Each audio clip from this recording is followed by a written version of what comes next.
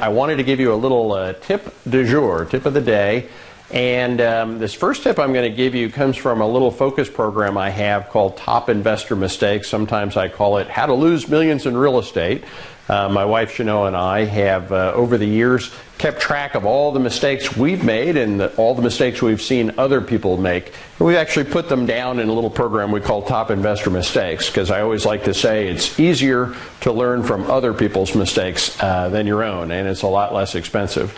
So out of all of the mistakes we've seen, one of the most common one, especially for new investors, is that they take advice from realtors. Now, I want to say that I love realtors. I even married a realtor, so I have nothing against realtors, but I will say that realtors don't know anything at all about real estate investing. They have no training in real estate investing. They don't do anything that has anything to do with real estate investing. As real estate investors, what do?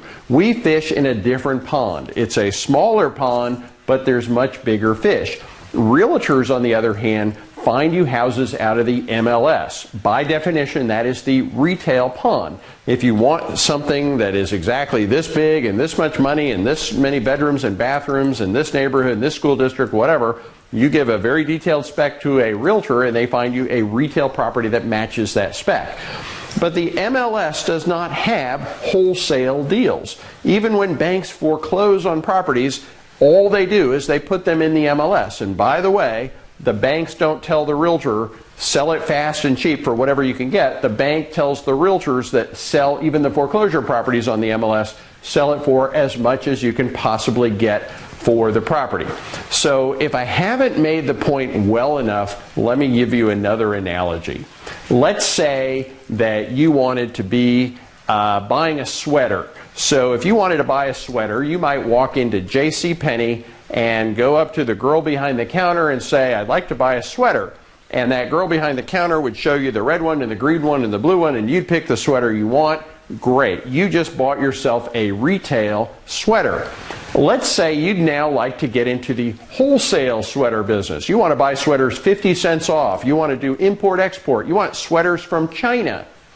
Would you walk into the JC Penneys and walk up to the same girl behind the same counter and say, I'd like to import sweaters from China. I want to buy sweaters 50 cents on the dollar, import-export from China?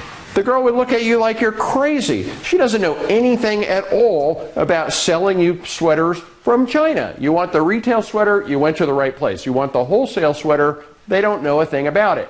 And that's exactly the same thing that's happening when a brand new investor goes to a realtor and says, I want to find a deal. But it happens all the time. Somebody wakes up and they say, oh, let's go find a fixer-upper, let's go find a house, fix it up, and sell it again. So they don't know where to get started, so they call their local realtor and they're thinking, well, the realtor's in the real estate business, maybe the realtor can find me a house to fix up and sell. But like the girl behind the counter at JC Penneys, realtors don't know anything at all about buying properties at 50 cents on the dollar. And that's what you need to do if you're going to safely buy a property, fix it up, and actually sell it retail for a profit. Because we buy wholesale, but we sell retail. So how do you find those 50 cent on the dollar deals? Well, that's a whole other topic. There's about 30 different marketing strategies you have to learn to go find those deals. But I got news for you.